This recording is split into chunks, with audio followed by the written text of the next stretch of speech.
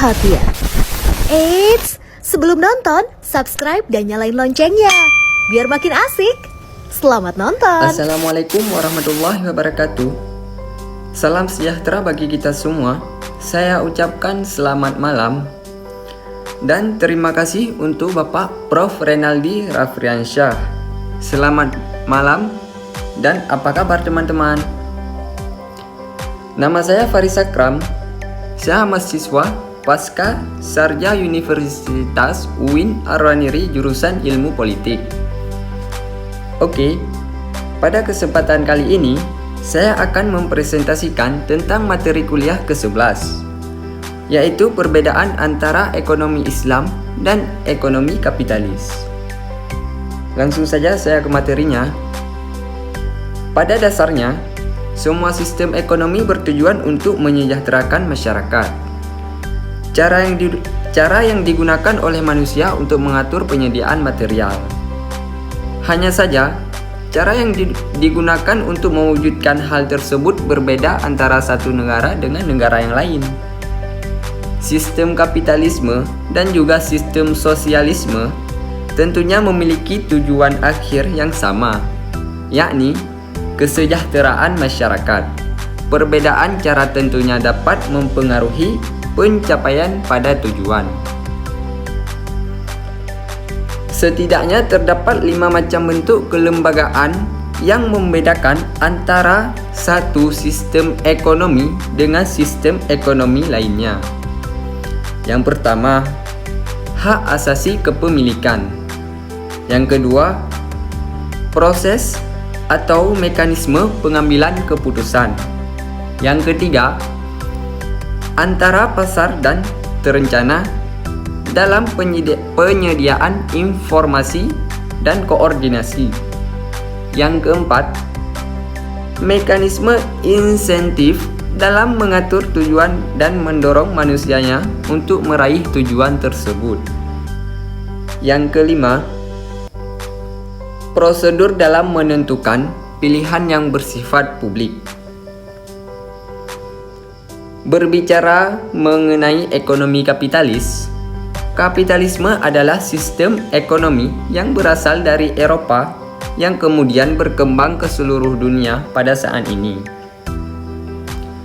Ia menggantikan sistem feodal di abad pertengahan. Kedua, kapitalisme berkaitan dengan kepemilikan faktor industri, di mana sumber daya seyogianya dimiliki dan dikelola oleh individu masyarakat. Ketiga, mekanisme pasar adalah hal esensial dalam produksi dan distribusi. Secara umum, ekonomi kapitalis memiliki 6 pilar mendasar. Yang pertama, kepemilikan individu. Gimana yang disebut kepemilikan individu? Ekonomi kapitalis memperbolehkan masyarakat untuk memiliki aset baik yang terlihat seperti tanah atau rumah, dan juga aset yang tidak terlihat seperti saham dan juga surat uang. Yang kedua, self-interest, yaitu kepentingan pribadi. Kepentingan yang berarti untuk diri sendiri, yaitu masyarakat bergerak untuk mengejar kepentingan individu masing-masing tanpa ada tekanan untuk berbuat sesuatu untuk kepentingan sosial, meskipun tidak terkoordinir untuk pencapaian tujuan tertentu. Tetapi mereka meyakini bahwa kepentingan sosial bisa terwujudkan ketika setiap orang mengejar kepribadiannya.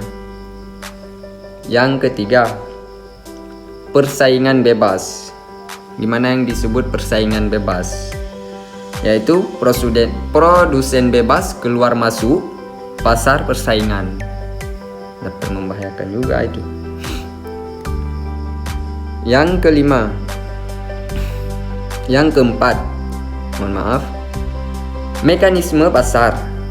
Harga ditentukan oleh mekanisme pasar, yaitu interaksi antara pembeli dan si penjual. Yang kelima, bebas dalam menentukan pilihan atau choice untuk konsumsi atau produksi ataupun investasi. Yang keenam, peran pemerintah terbatas untuk melindungi hak privat warganya dan memelihara tatanan lingkungan yang memastikan mekanisme pasar berjalan dengan semestinya. Nah, begitupun dengan ekonomi Islam. Ekonomi Islam bukanlah gagasan ataupun pemikiran baru, melainkan sudah ada sejak Rasulullah SAW dan terus berkembang hingga saat detik ini. Secara umum, perkembangan ekonomi Islam terbagi dalam 4 fase. Yang fase pertama adalah masa fondasi. Yang disebut masa fondasi, fase ini dimulai dari awal sejarah Islam hingga tahun 450 Hijriah sampai dengan 158 Masehi. Ekonomi masih dibahas oleh para ahli fikih, filsuf, dan juga para sufi. Kita lanjut ke fase yang kedua. Fase kedua adalah fase perkembangan di tahun 450 Hijriah sampai 158 Masehi dan juga tahun 850 Hijriah sampai 1446 Masehi. Pada masa ini lahir banyak karya intelektual di bidang ekonomi. Lanjut ke fase yang ketiga. Fase ketiga adalah fase stagnasi yang di tahun 850 Hijriah sampai dengan 1446 Masehi dan tahun 1350 Hijriah sampai dengan 1932 Masehi. Tidak ditemukannya pemikiran ekonomi Islam yang signifikan. Kita lanjut fase yang keempat. Fase keempat adalah fase kebangkitan di tahun 1932 sampai sekarang. Kebangkitan ini diawali dengan bermunculan tulisan yang menggali pemikiran ekonomi dari tokoh muslim dan juga bagaimana pandangan Islam terhadap permasalahan ekonomi bila dibandingkan dengan pemikiran barat, kapitalisme, dan sosialisme. Gerakan ekonomi Islam akhirnya melahirkan sejumlah lembaga keuangan syariah yang kita kenal saat ini dan terus berkembang ke sektor industri halal. Sejumlah negara, baik muslim maupun non-muslim, sudah menyampaikan visinya untuk menjadi pusat industri halal dunia. Ekonomi Islam memberikan peran pemerintah yang lebih aktif, tidak hanya aspek pemenuhan lapangan kerja dan inflasi, tetapi juga memperhatikan aspek redistribusi pendapatan. Ekonomi Islam juga memiliki instrumen seperti zakat yang memaksa orang kaya untuk menyisihkan sebagian hartanya untuk disalurkan kepada golongan tertentu atau yang disebut biasanya asnaf zakat, terutama fakir miskin. Ekonomi Islam menghendaki pemerintah untuk menjaga harmoni pemerintah untuk menghendaki antara kepentingan individu dan kepentingan sosial. Contohnya, menjaga kepuasan masyarakat terhadap perekonomian secara umum dan mempromosikan kesejahteraan materi dengan menjamin kebutuhan dasar setiap individu. Contoh yang kedua, memaksimalkan manfaat barang publik. Contoh yang ketiga, memiliki sumber keuangan yang cukup untuk mengelola pemerintahan dan pengeluaran dengan syariah. Dan yang terakhir dan yang keempat, melindungi kerangka moral dan hukum serta mempromosikan lingkungan kerja yang kondusif untuk mencapai kesuksesan di akhirat. Yang terakhir, memelihara keadilan ekonomi dengan melestarikan keseimbangan sosial dan ekonomi, memastikan pekerjaan buat para penduduk, dan melindungi penghasilan dan kekayaan masyarakat. Pendapat yang lebih kurang sama disampaikan oleh ada beberapa perbedaan mendasar antara sistem ekonomi Islam dan ekonomi kapitalis. Pertama, perbedaan World 5, yaitu pandangan hidup atau World 5 adalah sebuah hal yang sangat penting dan sangat mendasar.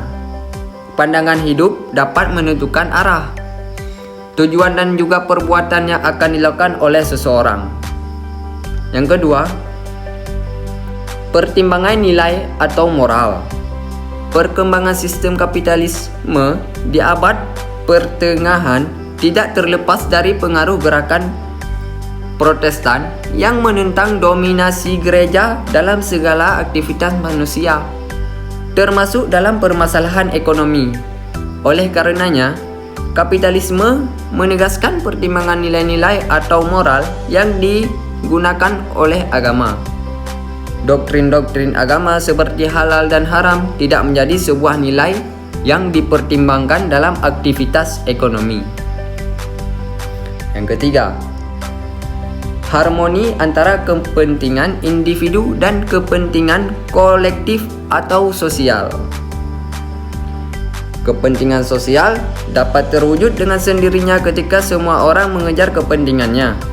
Adam Smith, sebagai tokoh utama kapitalisme, mengungkapkan bahwasanya tidaklah kita mendapat daging ataupun roti untuk makan malam kita, karena kebaikan dari tukang daging atau produsen roti, tetapi karena keinginan mereka untuk mengejar kepentingannya masing-masing. Yang keempat, permasalahan ekonomi. Yang dimaksud dengan permasalahan ekonomi, di dalam sistem kapitalisme, permasalahan ekonomi yang umum dipahami adalah terbatasnya sumber daya untuk memenuhi keinginan. Untuk memenuhi keinginan manusia yang tidak terbatas. Hal ini mengharuskan manusia untuk membuat suatu pilihan dalam produksi, konsumsi, dan juga distribusi. Yang kelima, kepemilikan sumber daya. Yang keenam, mekanisme pasar, yaitu mekanisme pasar merupakan interaksi antara permintaan dan penawaran. Harga ditentukan oleh mekanisme pasar. Dan yang ketujuh, intervensi pemerintah, yaitu adalah kapitalisme sangat mengedepankan persaingan pasar tanpa adanya unsur intervensi pemerintahan.